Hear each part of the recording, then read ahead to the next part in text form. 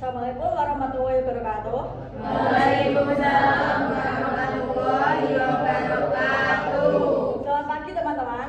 Pagi. Gimana kabarnya? Sehat?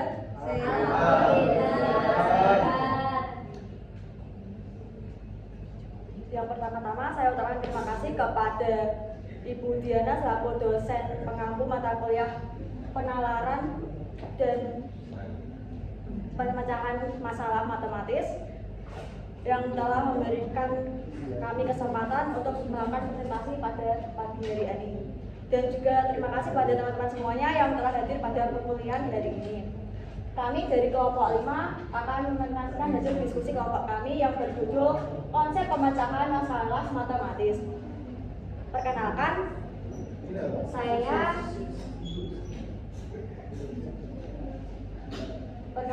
saya Indira Putri Manggali, NIM 326, selaku moderator yang akan memimpin presentasi pada pagi hari ini. Dan tentunya saya tidak sendiri, saya bersama teman-teman saya. Yang pertama ada Muhammad Irfan dengan NIM 319, Samara Salma Sagila, NIM 310, Tara Rulia, NIM 317, dan Adila Maula Hikmah, NIM 32. Baiklah, langsung saja kita masuk ke materi pada pertemuan pagi hari ini yang akan dipresentasikan oleh rekan saya Muhammad Irfan. Silakan.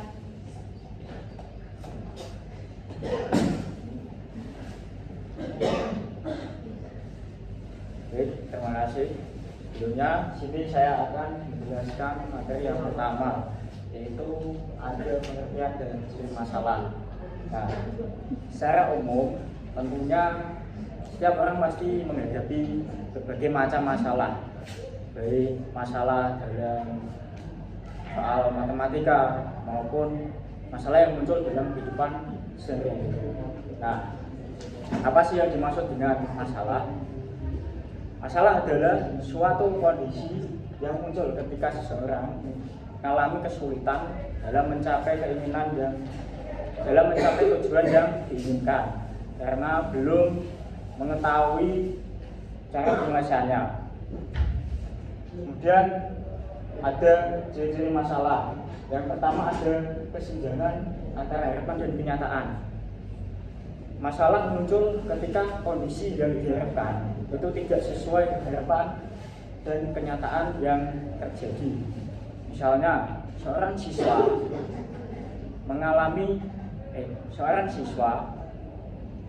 itu mengharapkan nilai UTS-nya itu bagus, katakanlah nilai 90. Namun kenyataannya setelah soal dikoreksi, nilai yang didapatkan hanya 50. Kemudian didorong motivasi untuk mencari solusi. Dalam menghadapi masalah, seseorang biasanya terdorong untuk belajar, bertanya, mencoba berbagai cara dan mencari solusi yang paling tepat. Misalnya, siswa mengalami kesulitan dalam menyelesaikan soal pecahan. Nah, karena ingin tahu jawabannya yang benar, siswa menjadi termotivasi untuk bertanya kepada guru, melihat contoh soal dan latihan soal sampai memahami cara penyelesaiannya dengan baik dan benar. Kemudian tidak ada alat atau solusi yang tersedia secara langsung. Suatu masalah tidak selalu dapat diselesaikan dengan mudah atau secara instan. Mengapa? Dalam soal cerita, siswa sebelum mengerjakan harus membaca terlebih dahulu, lebih teliti dan mengetahui isi soal. Kemudian yang diketahui itu apa saja, baru bisa menentukan rumus yang akan digunakan dalam mengerjakan soal cerita tersebut.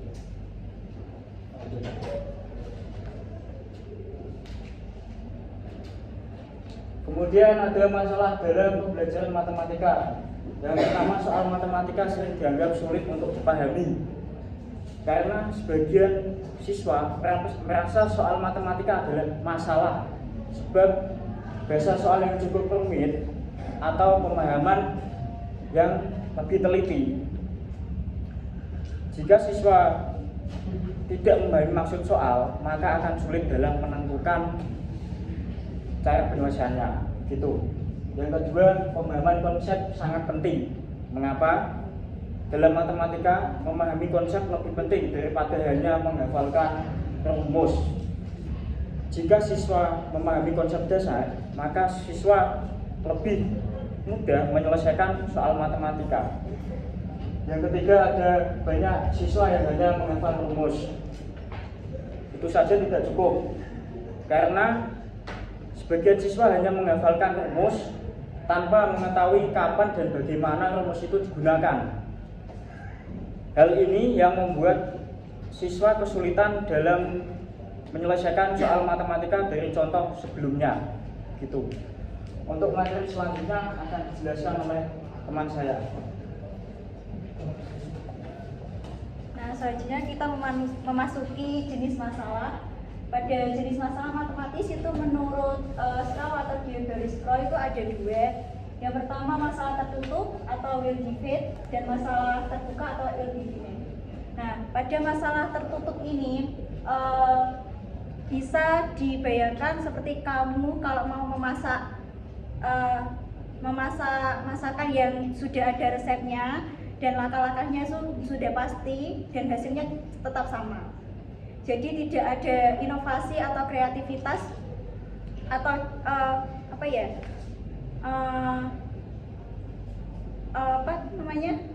hasil yang banyak cuma satu itu karena itu sudah paten. Kalau masalah terbuka itu seperti kamu kalau semisal punya bahan masakan di rumah itu kan banyak, kamu bisa berpikir tuh mau masak apa, mau dibikin seperti apa, dan nanti juga hasilnya bisa beragam-ragam seperti itu. Next. Pada masalah tertutup ini mempunyai ciri-ciri. Ciri-cirinya yaitu ciri utamanya yaitu efisiensi. Nah, pada soal jenis ini itu biasanya bisa diselesaikan dengan cepat dengan catatan harus bisa menguasai rumus atau hafal rumus. Nah, ini fungsinya lebih kemampuan mengukur kepahaman siswa. Jadi kalian tuh tidak bisa mengukur tingkat kreativitas siswa, cuma bisa diukur dengan jawaban itu benar atau salah. Ini ada contoh dari soal masalah tertutup.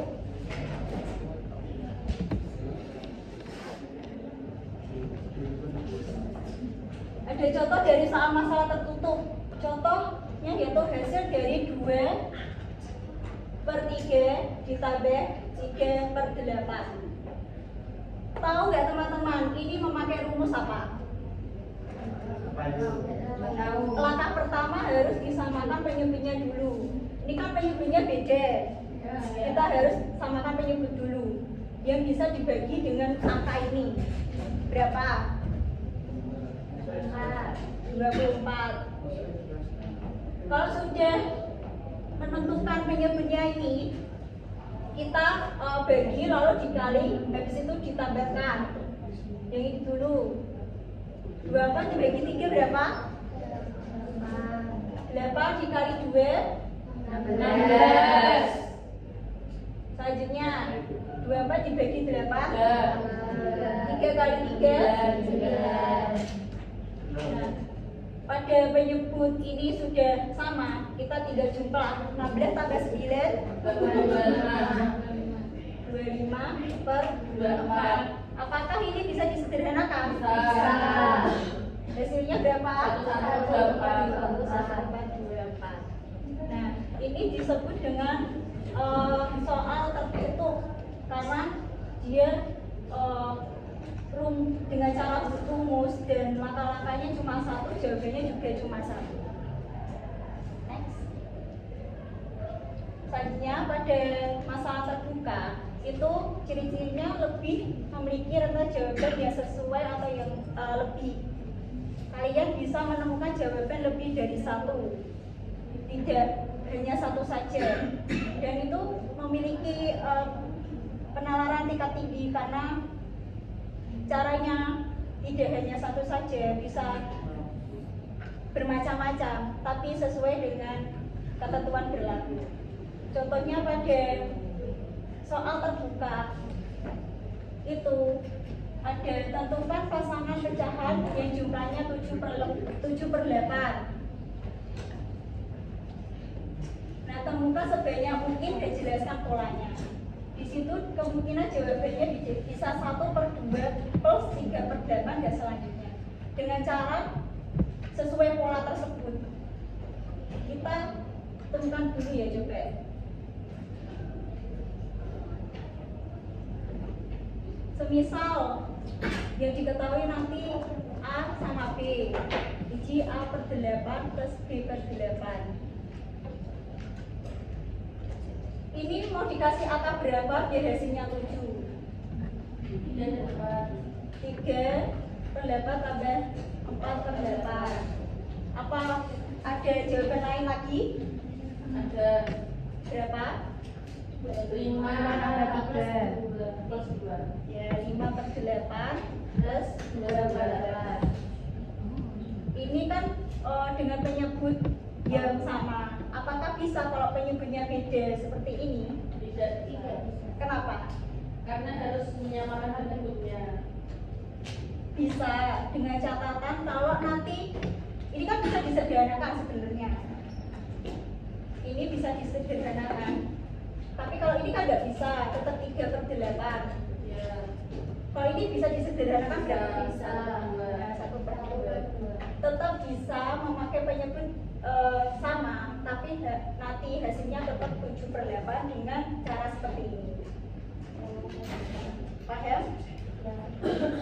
Nah, biasanya pada siswa SD itu lebih ke masalah terbuka karena itu nanti bisa meningkatkan kemampuan dia berpikir secara logis, terus bisa mengeksplor apa saja cara-cara yang digunakan dan bisa dibatok pada satu rumus saja seperti ini. Selanjutnya akan dijelaskan oleh teman saya.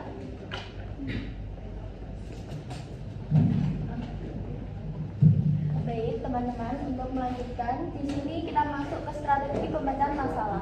Nah, di mana strategi pemecahan masalah ini sendiri itu suatu cara atau langkah metode yang digunakan seseorang untuk menemukan solusi. Nah, nantinya kan ada diberi soal. Nah, itu kita mencari strategi atau suatu langkah buat menyelesaikan masalah tersebut. Next. Nah, sebelum kita masuk ke contohnya, kita kenali dulu tahapan pemecahan masalah menurut Polya. Di sini ada 4 tahapan. Yang pertama ada memahami masalah. Nah, di memahami masalah sendiri ini nanti siswa disajikan soal dan siswa itu harus memahami masalah dari soal tersebut. Jadi siswa harus mengetahui apa yang diketahui, apa yang ditanyakan, dan apa maksud dari soal tersebut. Nah, biasanya kan ada soal yang diketahui jarak ini ke ini. Nah, itu siswa harus paham yang dicari apa, yang diketahui apa.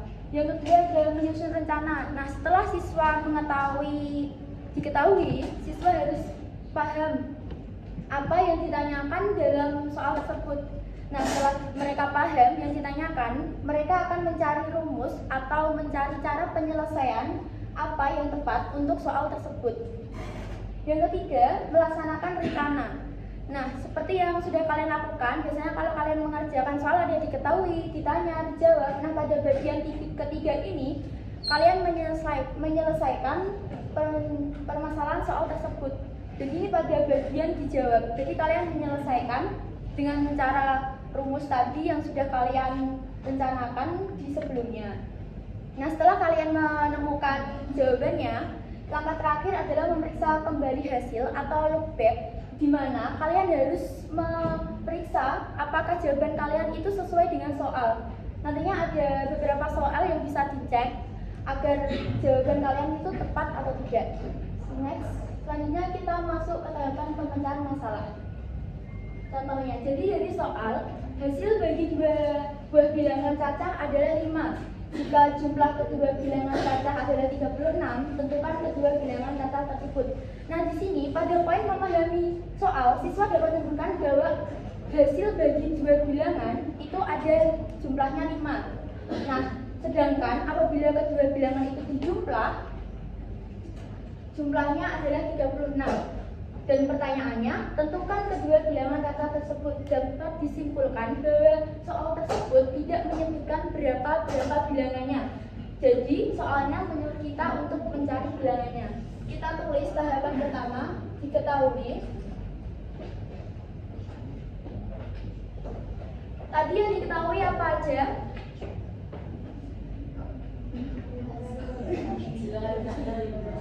Hasil bagi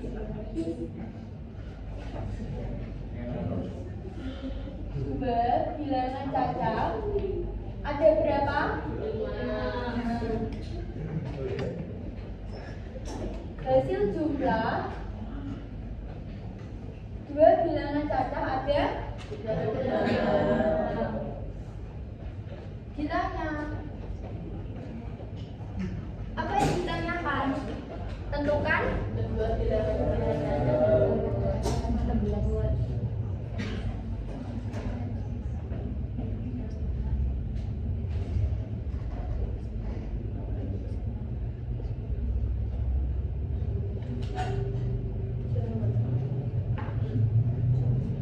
Nah, pada bagian ditanya ini, mungkin beberapa siswa akan memahami soal terlebih dahulu. Di sini disebutkan ada hasil bagi dua bilangan cacat dengan 5 dan hasil jumlahnya ada 36. Siswa dapat merencanakan apa rumus atau cara penyelesaian yang digunakan dalam soal tersebut. Ada yang tahu? Kita harus menggunakan permisalan. Nah, di sini kan belum diketahui jumlah bilangannya. Kita bisa misalkan, jawab. Misalkan bilangan pertama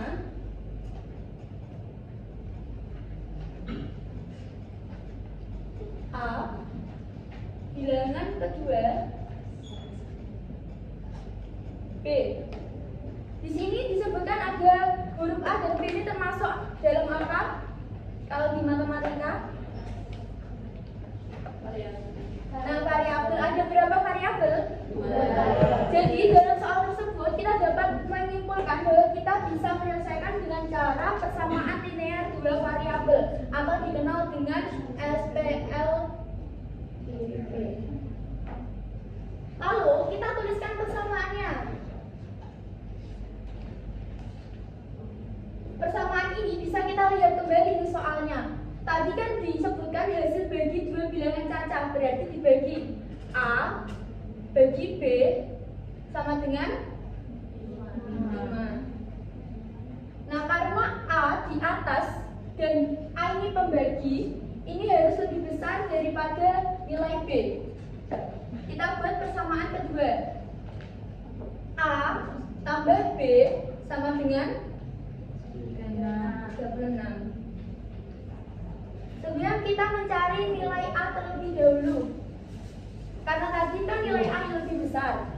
Jadi A sama dengan kalau pindah ruas dari dibagi menjadi 5B. Nah, lalu kita masuk ke langkah selanjutnya. Tadi nilai A diketahui berapa? 5B ditambah B sama dengan 36. 5B tambah B 6B sama dengan 36. B sama dengan pindah ruas menjadi 6.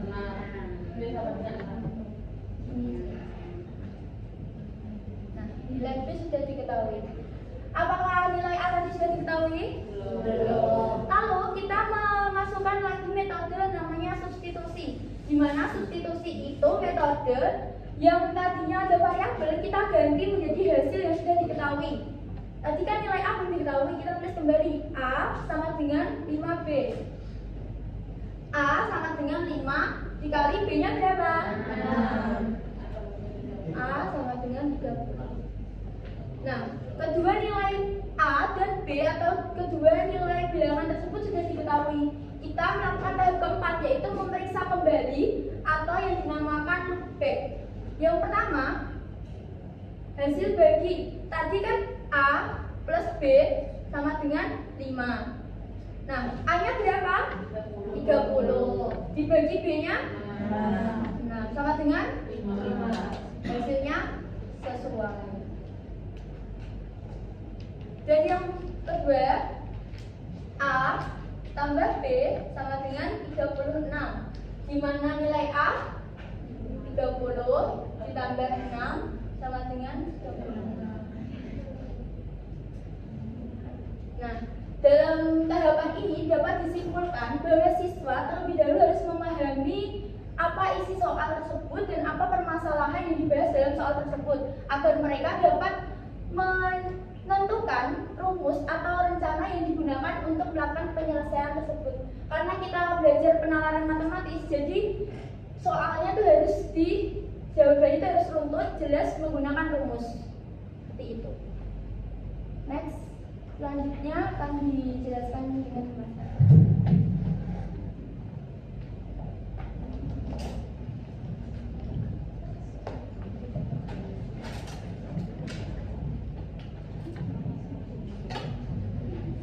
Oke, selanjutnya kita memasuki slide kesulitan dalam pemecahan masalah matematis. Nah, dalam pemecahan masalah matematis itu juga ada faktor-faktornya. Di antara itu ada 3 faktor penyebabnya. Yang pertama itu ada salah dalam memahami soal. Di salah memahami soal ini, siswa itu kurang paham dengan isi soal. Nah, menjadikan siswa kalau siswanya itu kurang paham dalam memahami soal, menjawabnya juga tidak bisa, ataupun kurang teliti dalam memahami soal. Kalau memahami soalnya salah, jawabannya juga pasti akan salah. Yang kedua ada salah konsep. Nah, di salah konsep ini siswa itu tahu rumusnya, tapi siswa itu tidak bisa mengaplikasikan rumusnya itu ke dalam menjawab soalnya. Jadi kalau siswa itu tidak bisa mengaplikasikan ke soalnya, jawabannya juga salah. Dan yang ketiga itu ada salah langkah. Di salah langkah itu siswa sebenarnya sudah paham soalnya dan juga sudah hafal dengan rumusnya. Namun karena terburu-buru dalam membaca soal, mungkin karena waktunya kurang ataupun kurang teliti dalam membaca soal, siswa menjadikan hasil akhirnya itu salah. Kalau cara mengerjakannya salah langkah, cara langkahnya mengerjakan salah, hasilnya jawabannya juga akan salah. Dan kesalahan umum, kesalahan siswa dalam pemecahan masalah disebabkan oleh rendahnya keterampilan dalam berhitung matematis, kurangnya kebiasaan dalam mengerjakan soal, kurangnya latihan, terus kurang teliti dalam membaca, terburu-buru dalam membaca, kurangnya waktu untuk memahami soal, dan mungkin siswa malas membaca soal, dan itu menyebabkan siswa itu bingung menentukan langkah penyelesaiannya yang tepat. Nah, di slide selanjutnya ini ada satu contoh soal cerita. Nah, di situ ada diketahui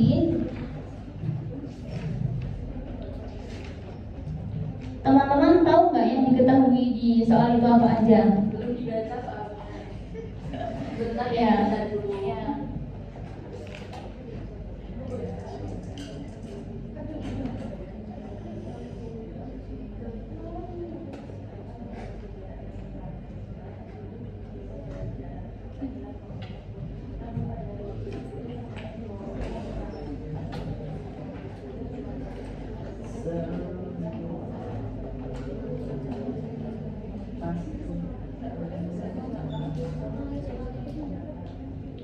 Diketahui yang pertama itu ada apa di situ?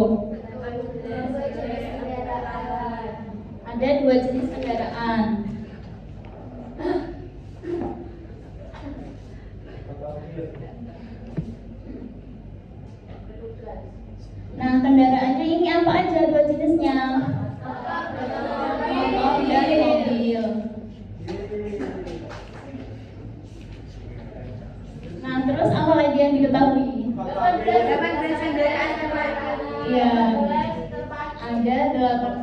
kendaraan.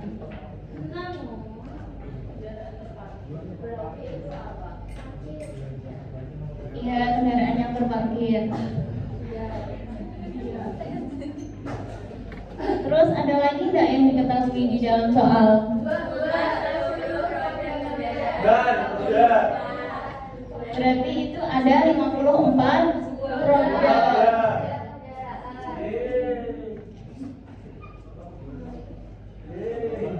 Nah, ada lagi nggak yang diketahui di dalam soal?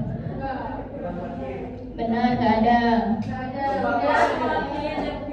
Benar.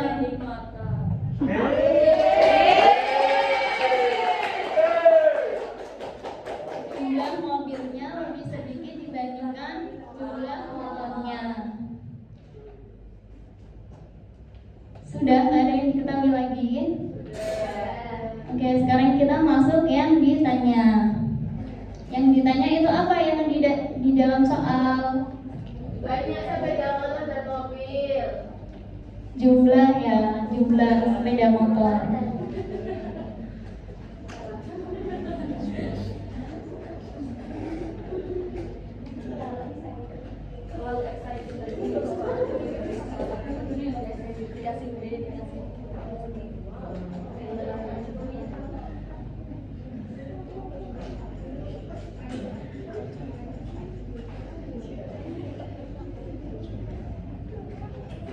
Nah, sekarang kita mau masuki di jawab soal ya.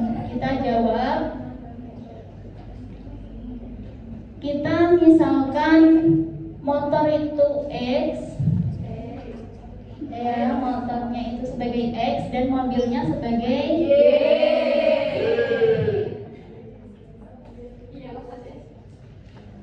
X plus Y sama dengan 18.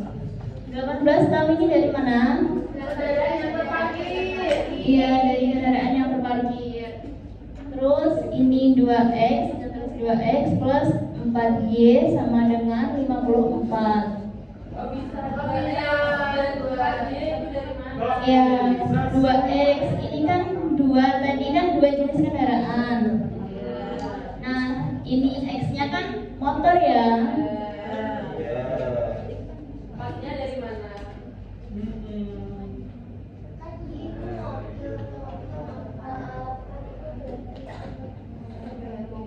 Ya ini, maaf, ini roda motornya. X roda motor ya. Ini 4, ini roda mobil Y. 54 total rodanya. Ya. Terus kita sederhanakan.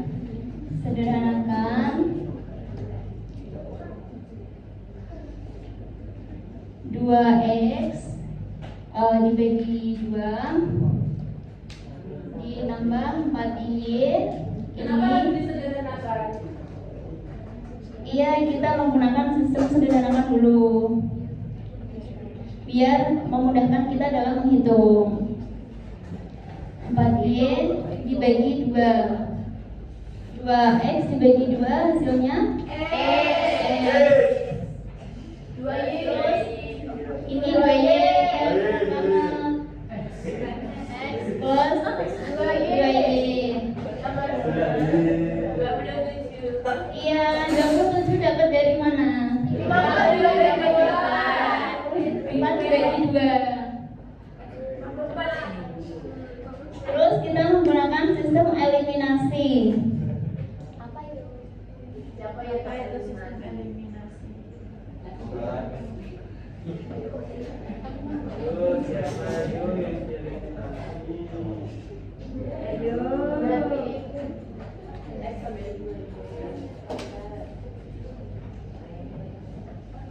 Oke, kita eliminasi.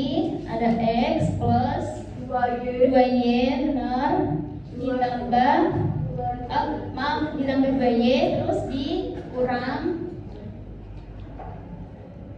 X plus Y kurang tutup sama dengan hasilnya ini tadi 27 itu kita tulis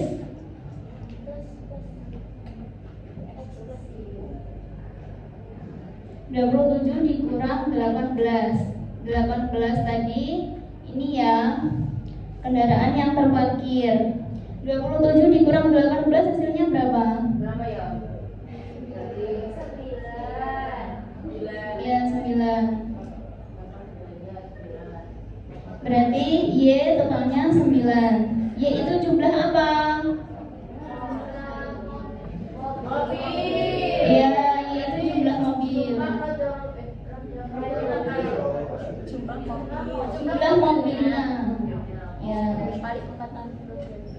Terus kita menggunakan substitusi untuk mencari jumlah motornya.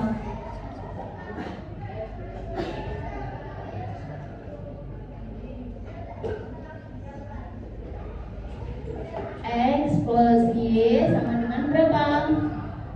18. Ini ya tadi. Terus X plus Y nya tadi berapa? 18 lagi. Berarti Terus iya sama dengan berapa? 9. Ini dapat 9 karena ini tadi 18 dikurangi 9. Jadi apa? Jadi apa? Ada sepeda motor. Iya.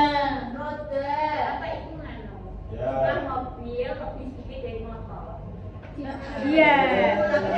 Tapi kan hasilnya sama.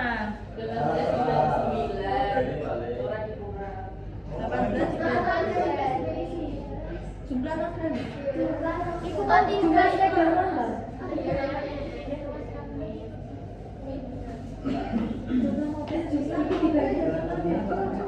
jumlah mobil gak mungkin ganjil dan saya tambah.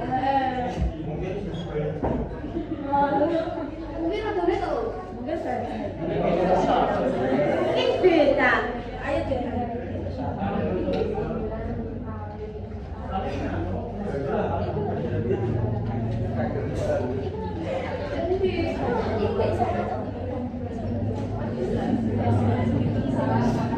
Halo teman-teman, teman saya lagi kesulitan materinya ya. Mohon perhatian sebentar. Kita melakukan ice breaking dulu. Bisa berdiri kayak kan?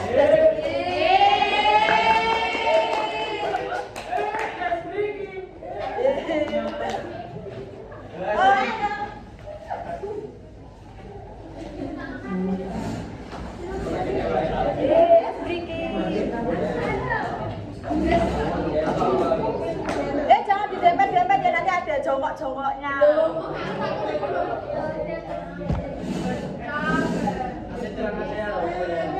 Ayo berdiri teman-teman.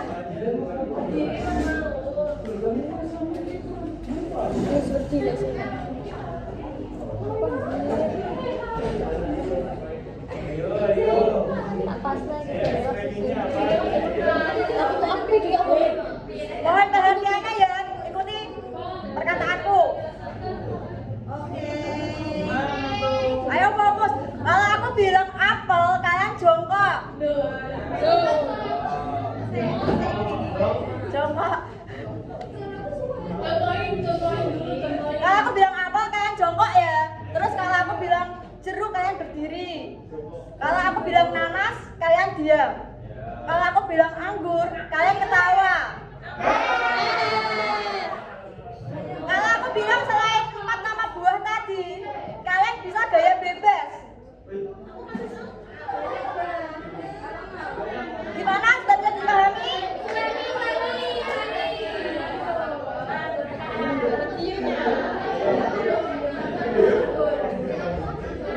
Ayo, posisikan masing-masing.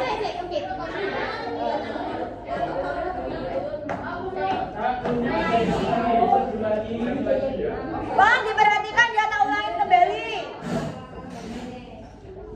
Kalau aku bilang apel, kalian jongkok. Kalau aku bilang jeruk, kalian berdiri. Kalau aku bilang anggur, kalian ketawa.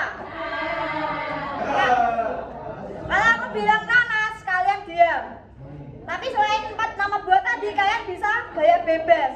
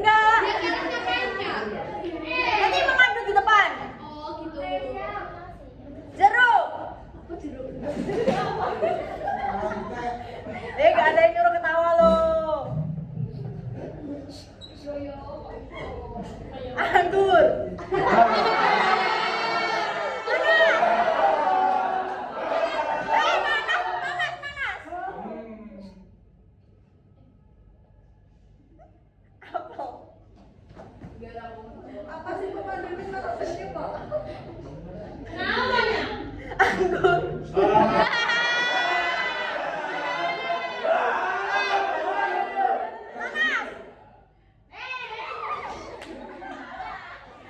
maju. Ayo maju. Ayo maju teman-teman. Oke, kita cari satu orang lagi. Ya, satu tiga. Jeruk. Ayo, jeruk.